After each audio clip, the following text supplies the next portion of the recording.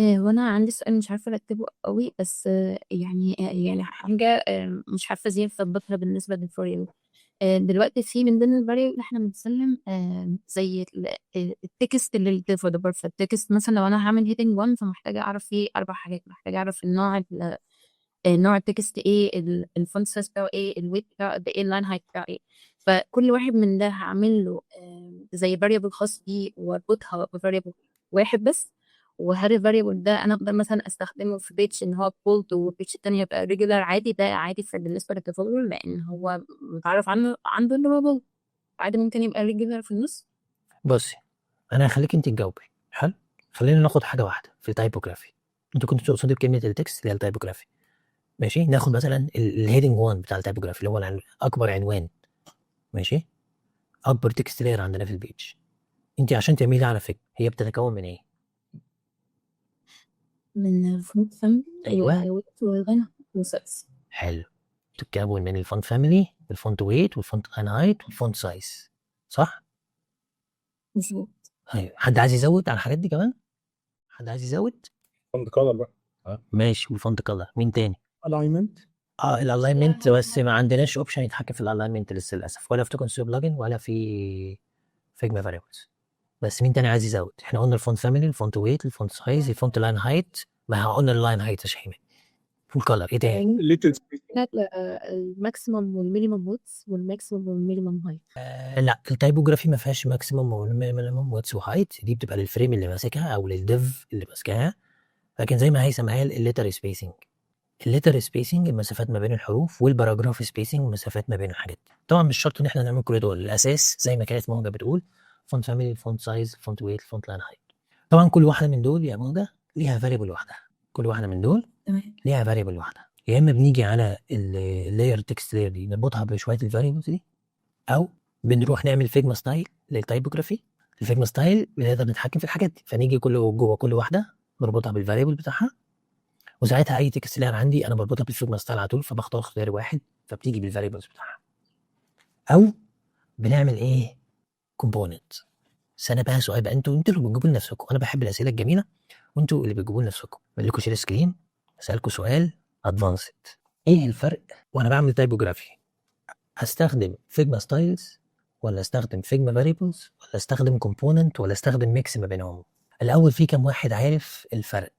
انا دلوقتي بعمل في الديزاين سيستم بتاعي تايبوجرافي، ابنيها بالفيجما ستايلز بس، ولا ابنيها بفيجما فاريبلز، ولا اعملها ككومبوننت والكومبوننت ده يكون بتحكم فيه من ستايلز، او بتحكم من فيجما فاريبلز، ولا اعمل ميكس ما بين الحاجات دي كلها؟ وايه الفرق يعني؟ هل في فرق؟ هل في حد جرب يتعمق في الموضوع ده ويكتشف الفروقات ما بينهم؟ اتفضلي يا هلا. يعني انا عاده لما اشتغلت في كذا ديزاين سيستم كنا بنعمل ستايل بيكونكت مور ذان وان فاريبل توجذر علشان نقدر نمنع شويه الانكونسستنسي between using different variables لنفس الستايل. فمثلا عندي H1، انا هعمل السايز بتاعه، هعمل ويت، هعمل فون فاميلي، هكونكت them together في ستايل، والستايل ده هيبقى الديزاينرز بعد كده بنستخدمه بدل ما اسيب الموضوع بس للفاريبلز. حلو، والستايل ده بتكنترول، يعني كنترولد باي فاريبلز، صح؟ يعني في ستايل واحد كده، الفونت فاميلي اللي جواه والفونت سايز والحاجات دي كنترولد باي فاريبلز، صح كده؟ مظبوط. حلو. ايه الليميتيشن اللي بتقابلك في الحاله دي؟ هل في ليميتيشن مقابلاكي في الحاله دي؟ بصراحة لا، ما قابلتنيش كيس كنت حاسة فيها من الستايل. ممكن الاقي ميسنج ستايل مثلا ما تزودوش اصلا من الديزاين سيستم، فساعتها ببدأ بقى ان المهندس المسؤول عن الديزاين سيستم فنتناقش احنا ليه ما عندناش الستايل ده. هقول لك على واحده ليميتيشن حلو. مش هتعرفي تتحكمي في اللون، لان فيجما ستايل لما يجي هنا كده، ماشي، اجي اكريت فيجما ستايل، هنا انا هقدر في الفونت فاميلي اربطه بفاريبل، وهنا اربطه بفاريبل، وده اربطه بفاريبل كفونت سايز وفونت ويت ولاين هايت وكل حاجه. لكن ما عنديش هنا اوبشن اتحكم في اللون، صح؟ مظبوط. عشان كده بنعمل بقى variables الكالرز وبنحطها بسبيت معين، صح كده؟ بالظبط. طيب، اللي عايز يتعمق بقى قوي قوي قوي قوي بقى ويفهم الفرق بينهم والحاجات دي، فانا هدي لكم هنا حاجتين فكروني احط لكم في الريسورسز. ماشي، رقم واحد هذه المقاله، وهنا بقى والله هختم لكم السيشن دي بحاجه جميله قوي. ماشي، هذه المقاله بتتكلم على الثلاث طرق لكرييت التايبوجرافي. مش بتعلمك الطريقه قد ما احنا بنشوف مميزات وعيوب كل طريقه. خلاص، لو هنستخدم الفيجما ستايلز بنعمل ايه، وايه مميزاتها وايه عيوبها. خلاص، لو بنستخدم الكومبوننت ايه الطريقه وايه مميزاتها وعيوبها، ولو بنستخدم فيجما فاريبلز مع كومبوننت والحاجات دي ايه يعني الاختلاف. ده كلام نظري، بس انت في الاخر هنا هتلاقي طبعا الفيديو ماشي. مش عارف ده الفيديو العربي ولا الانجليزي، لا ده كده الفيديو العربي. هدي لك برضو الفيديو هنا كلام بالتفصيل 24 دقيقه خلاص، هيشرح لك كل الموضوع بالتفصيل. بس مش عارف موجود الريسورسز ولا لا، بس هحطه لكم في الستودنت داشبورد ماشي. ده لو حد فعلا عايز يتعمق في هذا الموضوع، بس صدقوني الحته دي حلوه قوي، هتفهمك. هو هنا هو سهل قوي ان حد يعمل كومبوننت او يبقى عامل فيديو بيشرح الكومبوننت عامل ازاي، او بيشرح فيجما ستايل عامل ازاي، او بيشرح الفاريبلز عامله ازاي. لكن هنا انا عايز المهم في الفيديو او في الارتكل او في الفيديو تحديدا قوي يعني طريقه التفكير. هتشوف انا ازاي بفكر وبقارن كفيتشرز ايه مميزاتها وعيوبها وبتفيدني في ايه. انا دايما بحب اوصل واتعمق لهذه المرحله. بس الجميل هنا بقى ان ايه بقى، انا لما عملت الفيديو انا عارف ان الفيديو مهم، بس الفيديو طويل 24 دقيقه. رحت خدت الفيديو، بص اسمع القصه دي حلوه قوي هتعجبك. رحت خدت الفيديو ورحت على شات جي بي تي، قلت له يا استاذ شات جي بي تي عندي فيديو عايز احوله لارتكل. قال لي ايه؟ قال لي ماشي حلو جميل ابعت لي الفيديو. بعت له الفيديو، قال لي لا والله ما اقدرش اسمع هو فيه ايه، هات لي الترانسكريبت ماشي الكابشن. قلت له ما تطلع انت الكابشن. قال لي ما اعرفش بس انا ممكن اساعدك. قلت له ايه؟ قال لي انا هقول لك على اي تول ثانيه طلع لك الكابشن.